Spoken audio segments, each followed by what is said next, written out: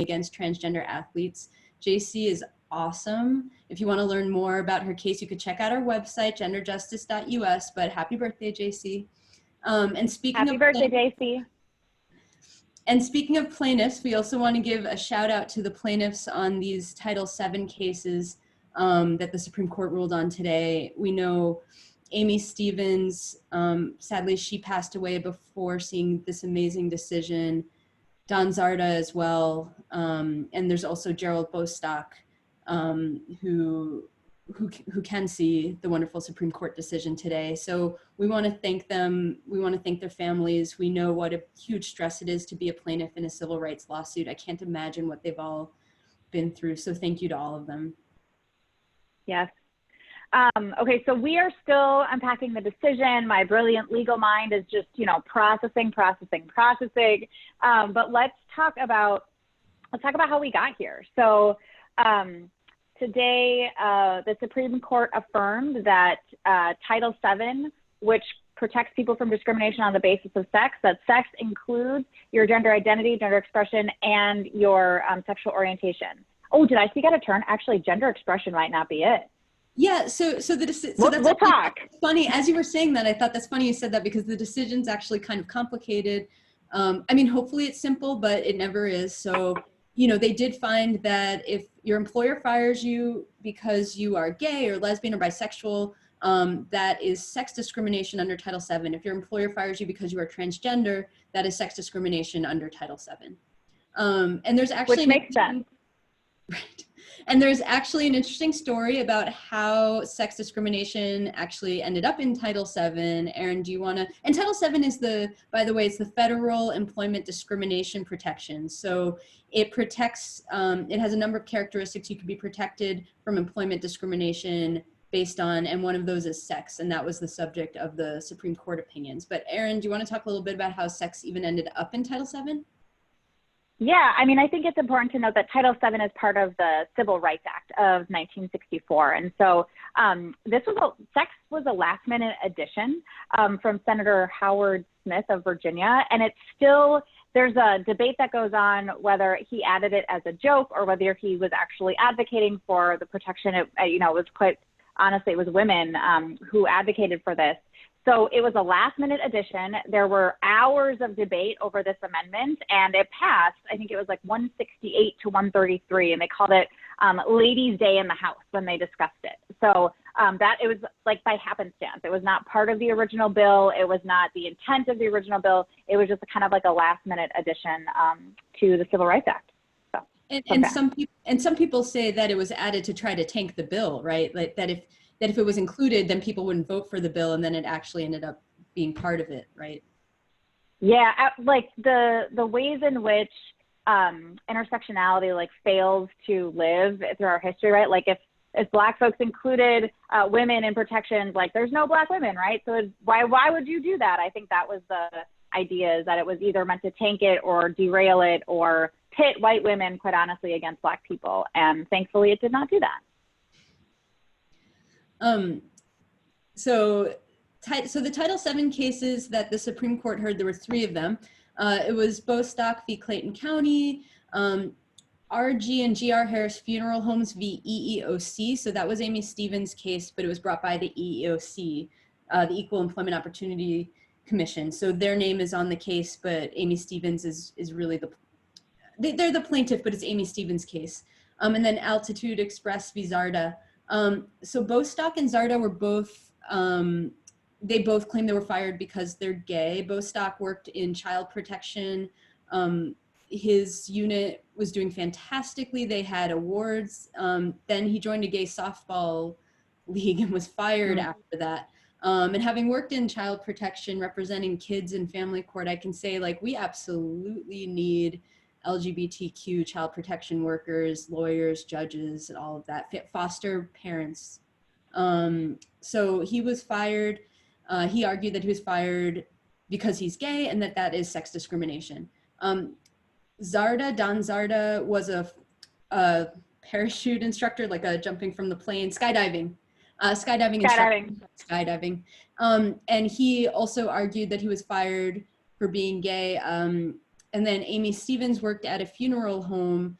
While working there, she came out as trans. She told her boss, hey, I'm going on vacation. When I come back, I'll be living my true self, basically. And he fired her. So he fired her for being transgender. So the question in those cases, under federal law, your employer can't fire you because of your sex. So the question is, whether firing someone because they're LGBTQ, is that firing them because of based on their sex, basically.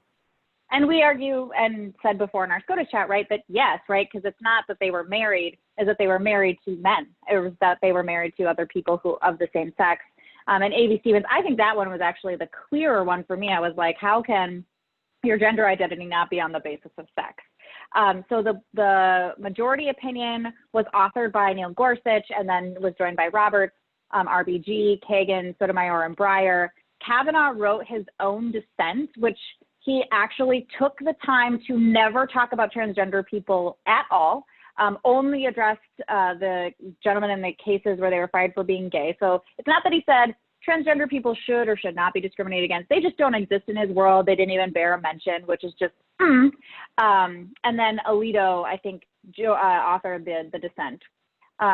Jess, looking through the opinion, were there any notable quotes or positions that the judge took that you want to talk about? Yeah, so yeah, Kavanaugh and Alito each penned a dissent, and Alito was joined by Thomas. There you go. Yeah, so basically what they held was that an employer who fires an individual merely for being gay or transgender violates Title VII. The opinion keeps using the word homosexual. That's not a word that we use. It did make the opinion a little hard to read. And if you really, if you don't want to detract from this wonderful win, I wouldn't read the transcript of the hearings either. They I don't know what word to use other than bummer. It's 5 o'clock, it's after work. So to say the least, the transcripts were a bummer. Although they did, the ACLU, they did a fantastic job arguing. So the court held, if you read the decision, it kind of looks less like a case about people's lives than it does like a logic puzzle. What the court was kind of fighting over was how the court does its job. And unfortunately, that fight often trumps like the real life people with rights at stake. And I think, unfortunately, a lot of the opinions, at least to me, did read like that. But, the ruling itself was great. They said that basically it's based on a plain reading of the word sex. They brought up how sex worked its way into Title VII.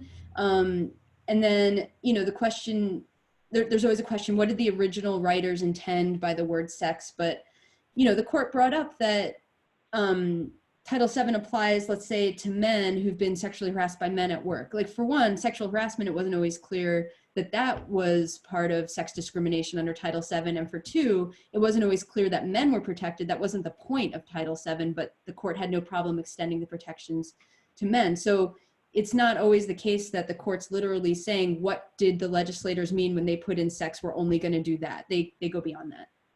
Erin, did you have something to add? Yeah, no, sorry. I was muting because my dog is being a tool in the background. One of the questions that came in from the comments, did they ever mention bisexuality or non-monosexual identities and or I would imagine non-binary or gender non-conforming? Was that mentioned?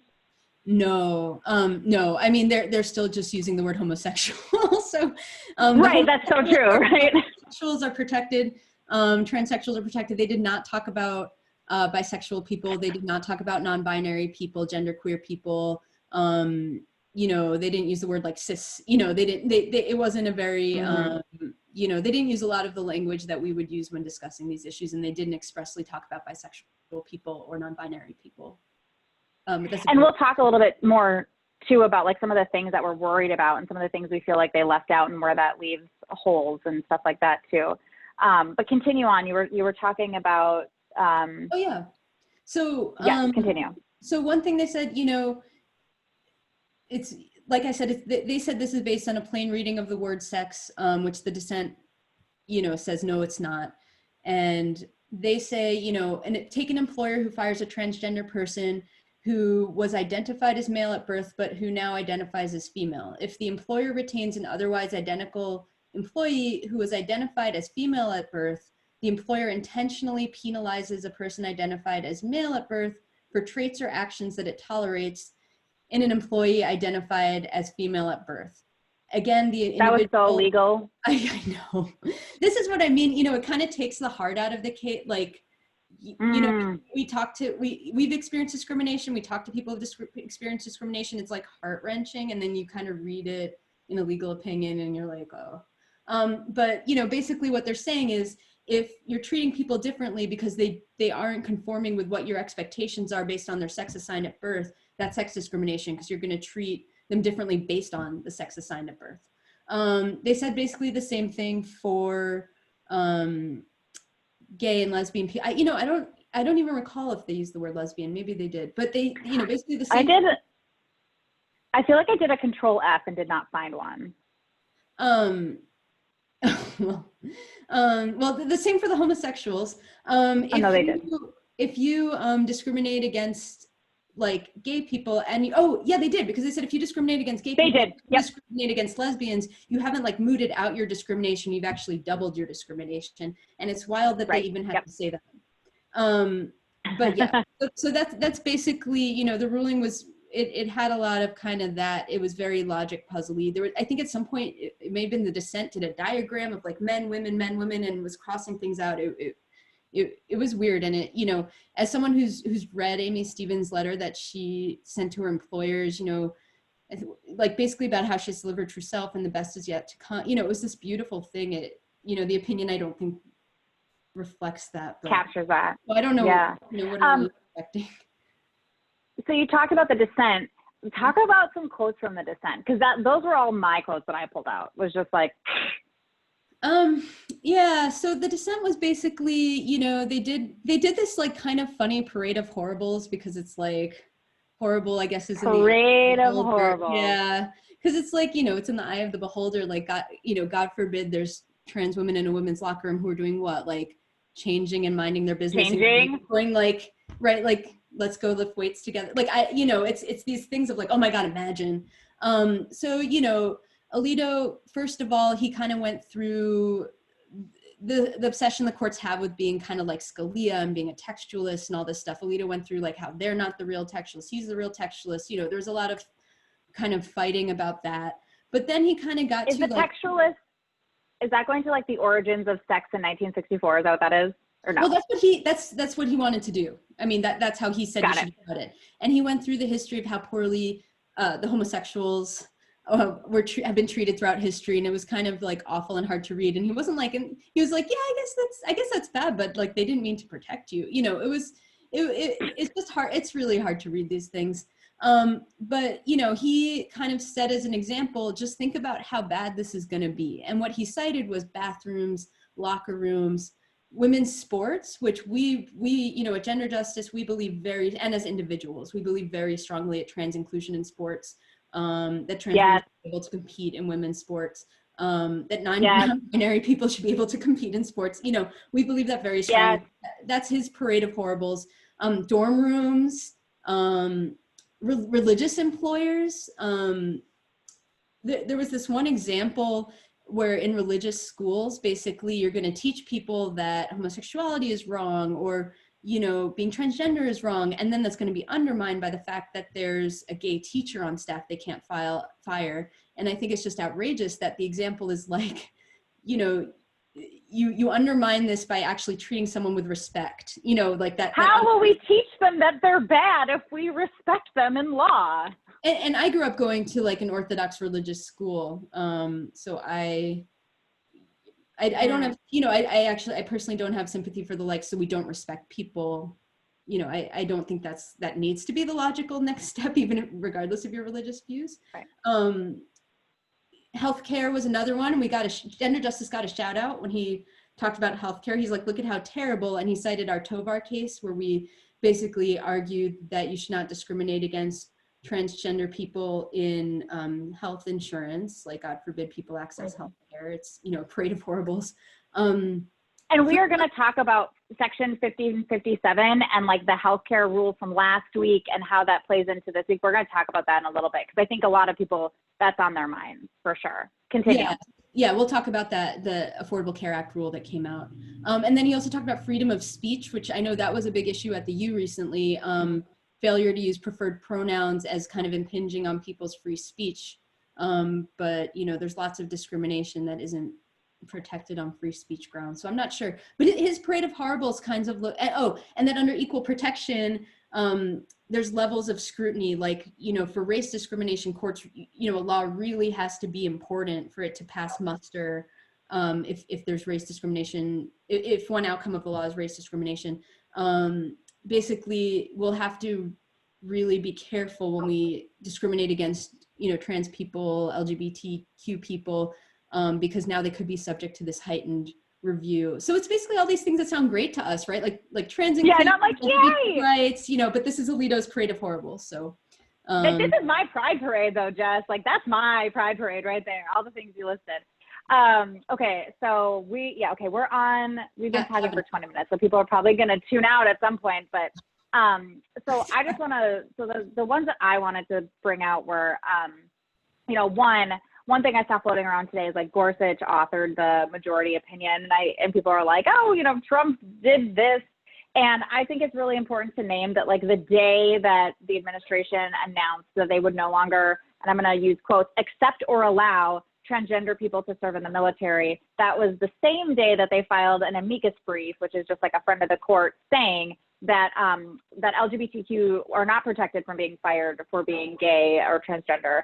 And so, you know, one of the other things that happened in these dissents is that so many pieces centered around an attempt to conflate sexual orientation and gender identity with something nefarious like rape and sexual assault. And I think that it is important to name that this is meant to weaponize fear against transgender people who are already at risk from harm and violence.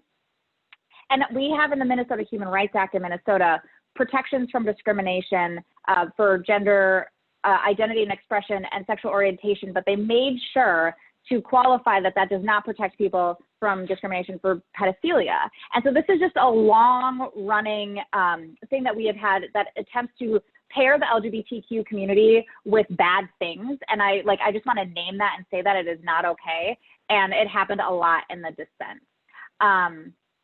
So we want to talk about the loopholes that were left in the ruling, because we did get some questions about, like, what does this mean for housing and healthcare and beyond employment? And so I think it's important to say that this is particular to employment protections. It protects people from being fired for being LGBTQ, but it does not allow them to be hired, right? People still face discrimination in hiring and getting jobs in the first place. And Jess, you made an interesting comparison to Roe v. Wade. Oh, go ahead.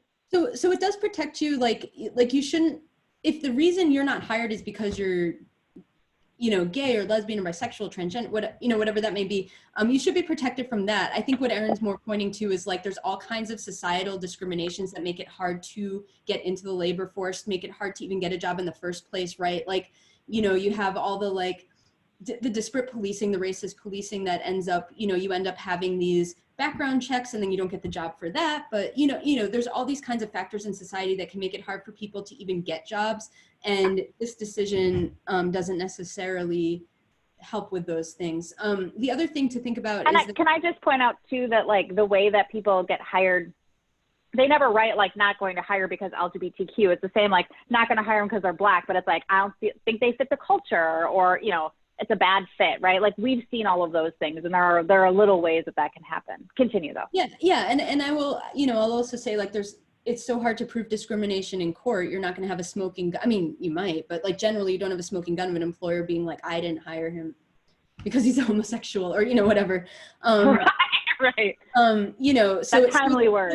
So a lot of these rulings actually still end up being inaccessible. So, but, you know, it's still meaningful that the court would make this ruling, whether or not it ends up being something you can use in your own employment. So, you know, there are issues with this. You know, this opinion sounds straightforward. Basically, there's federal discrimination laws and state discrimination laws. Title VII is a federal anti-discrimination law. It protects you from employment discrimination.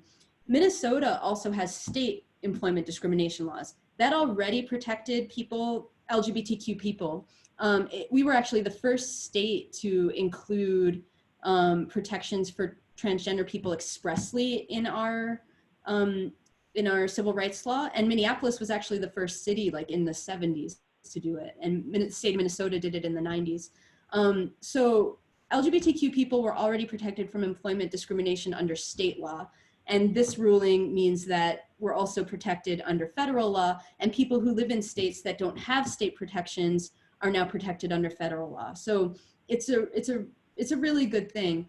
But, you know, the opinion sounds clear, right? So if you're protected from, if sex discrimination means that you can't discriminate against, you know, let's say gay employees, bisexual employees, lesbian employees, transgender employees, if that's what that means, then great, we're done. But actually no, because what the court said is that we are not today ruling on things like bathrooms, locker rooms, dress codes, and religious refusals. And that's a huge problem. So basically, you know, what the court's saying is like, your employer can't, you know, refuse to hire you because you're transgender, and they can't fire you because you're transgender, but maybe they can make you so miserable by making you like follow a certain dress code or not use the right bathroom. And so like, then what do these protections really do if like you're so miserable you have to leave that employment? And it's hard to see, you know, it's really hard to explain in just this really short video how they get there. But what I will say is Minnesota, like I said, is the first state to have these express protections in our state law. And then we ended up with this case called Goins. And basically in Goins, a woman who's an employee, she's transgender, her boss was making her use the men's bathroom. And the court acknowledged, yes, we have a law that protects transgender people from employment discrimination, but basically we're not going to extend that to bathrooms. Their reasoning was very shoddy. It was not a well-reasoned case, but it is a law we have right now. So there are still ways, kind of like how with Roe v. Wade, where there was this, you know, this great ruling on abortion, and then over the years it gets chipped away, and everyone's now worried, okay, where to go? Similar things could happen here, right? And say dress codes, the way they wrote the ruling, I don't see how you can find an exception for dress codes. But then the question is, say for me, you know, I'm a gender nonconforming cis woman. If I want to show up to work wearing a men's suit, which I do, and you know, men's suit, like, you know, what a employer with old school ideas about suit and tie. Yeah, what someone with like old school ideas would consider to be a men's suit, you know, am I protected? The court kind of said that's up in the air. You know, there's all these kinds of weird ways that this can be chipped away at, which means that there's still a lot of work to do. And gender justice Absolutely. has cases where we're dealing with questions like, you know, inclusion in sports, inclusion in bathrooms, locker rooms, all kinds of things along those lines. So, yeah.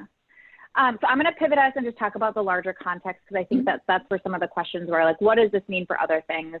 So I'm going to start with the Trump healthcare rule from last week, and I'll have you just correct me if my brilliant legal mind that has never gone to law school somehow gets any of this wrong. But in the Affordable Care Act, there is something called Section 1557.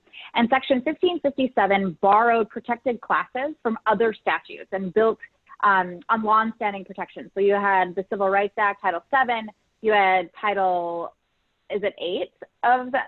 Oh, Title 9, Section 504 of the Rehabilitation Act, and Age Discrimination Act of 1975. And so all of those protections are included in one section, and Gender Justice actually filed the first case that clarified that protections in Section 1557, protections from discrimination on the basis of sex, included protections for trans and LGBT people. So that was our Tovar case that you were talking about, right, Jess?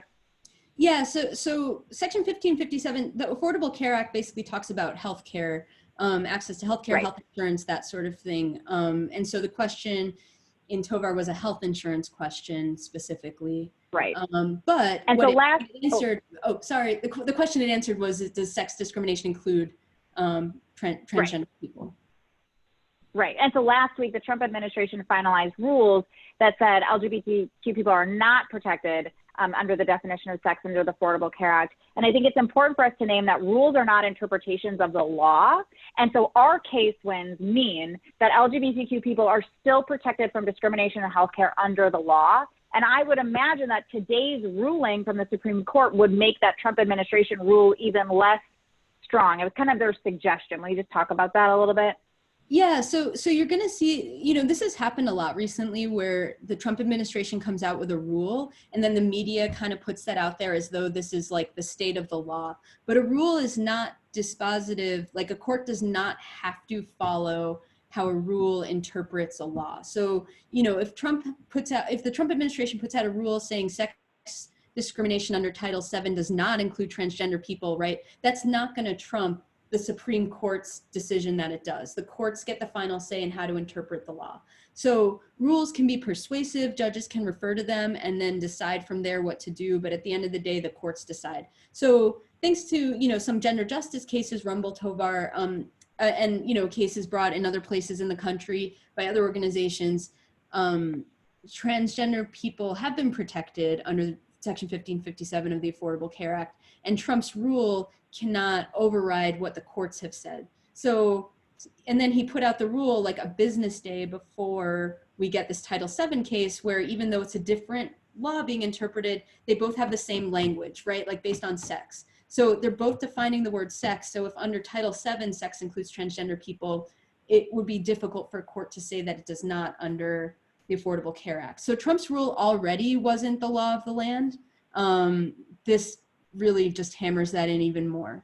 And if you are experiencing discrimination in healthcare, you can feel free to give us a call. So information about that is on the genderjustice.us website, but you are protected. And Trump's rules can never interpret the Minnesota Human Rights Act. So you'll have state level protections even when the news reporting makes it look like you're kind of losing everything. And so the question that just came in is, so does this mean we don't have to worry about our insurance changing coverage for trans people? And I think what it means is you should watch out to make sure your employer has not interpreted this rule to say that they can, because they cannot. I'm not going to tell you you shouldn't worry, but they can't do it legally. Well, there's not a rule that says that employers can't cover trans. Your employer can choose to cover your insurance, or your employer, if it's an employer-run insurance, either way, they can choose to cover what they want to cover. They just can't not cover things where it would be discrimination to refuse to cover. So even the rule shouldn't change what your insurance covers unless they choose to change it themselves. So if you have coverage, just because Trump comes out with some rule doesn't mean you lose coverage, but your insurance company, what happens with your insurance, keep an eye on it. And if you lose coverage, you can call, there's other groups you can call us, because like I said, it is illegal to discriminate because you're transgender. So and we will keep suing people who discriminate against transgender people until they stop doing it. Just a fly for the entire state of Minnesota. Yeah. I think our senior staff attorney, Christy Hall, has gone on record saying she loves to sue people. So do give us a call. Yeah, give us a call. So let's just close this out and talk a little bit about who is left out and what's left out from this decision. Yeah, and before we do, I just want to say a quick thing. I know we're running out of time. Fights that are going on right now, how sex is interpreted in Title IX, which is a lot of the school cases you're seeing, Gavin Grimm, and the sports cases too. So there's the Idaho case, the Connecticut case, basically where groups are arguing that allowing trans inclusion in sports is discrimination against women, cis women, I guess. Other women? Yeah, they don't say cis women because they, their problem is, they don't even see trans. It's so bad. I don't even want to give their position. But so there's cases going on right now. Gender Justice has a sports case. There's one in Connecticut. There's one in Idaho because Idaho passed a law preventing trans inclusion in sports. So it's getting really nasty. When did they pass that, Jess? During the pandemic, they decided. During the pandemic, people are dying, but you know what our priority is? Making sure trans kids can't play sports.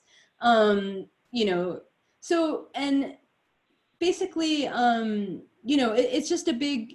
There's a lot of weird issues that come up. You think it's pretty straightforward. If trans people are protected from discrimination, you're protected from discrimination. But unfortunately, this stuff needs to be fought all the time. And you're going to see rules that come out like DeVos. There's a Title IX basically opinion that came out where they said that it's discrimination against women. You know, this was the Trump administration position. It's discrimination against girls to let trans girls compete. Like that's a violation of Title IX. That got put out in the news as though that were the law, but it's not. It's kind of like this Affordable Care Act rule where the Trump administration says what they say, but you can't override the courts. Yeah, that's helpful. So we wanted to talk about who is left out, what is left out. I think I'm just gonna, I think it's important that we lift up, like, I am in the space of liberation for Black people, liberation for trans people, liberation for gay and lesbian and bisexual people, and especially at all of those intersections. This decision, if it had happened a week or two ago, it would have not kept Diana Dior safe. It would not bring back Layleen Polanco. It would not bring back Dominique Phelps, and Tony McDade, and all the other Black trans folks that we have seen murdered this year alone. And so part of our lens of liberation, certainly at Gender Justice, is to include an intersectional lens and to make sure that we are not letting folks who want to segment out, like, who gets protections and who doesn't. Everybody does, and at Gender Justice, that's really important. And so as we are talking about this decision today, like, this decision gets us closer to liberation, but it is not the thing.